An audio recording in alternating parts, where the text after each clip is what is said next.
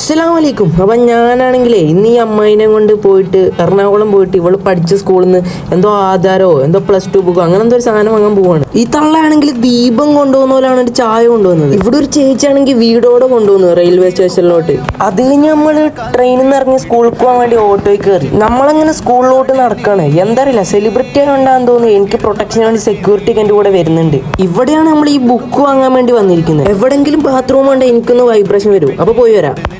അവിടുന്ന് ഇത്രയും ദൂരം വന്നതാ ഈ 2 പേപ്പർ വാങ്ങാൻ. അത് കഴിഞ്ഞ് മന്തി കഴിക്കാൻ വേണ്ടി ഞാൻ ഇവിടെ അരമണിക്കൂറായിട്ട് വെയിറ്റ് ചെയ്യാണ്.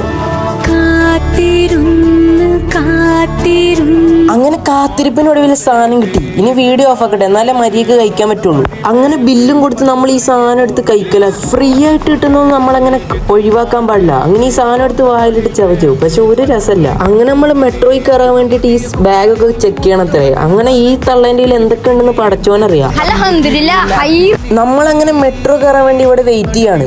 ഈ മെട്രോയിലാണ് ഒരു ഒച്ചപ്പാടില്ല, ഒരു ബഹളവും ഇല്ല. എല്ലാവരും ഭയങ്കര സ്വാലിഹത്തായിട്ടിരിക്കുന്നു. അങ്ങനെ നമ്മൾ മെട്രോയിൽ നിന്ന് ഇറങ്ങി മറൈൻ ഡ്രൈവിൽ വന്ന്.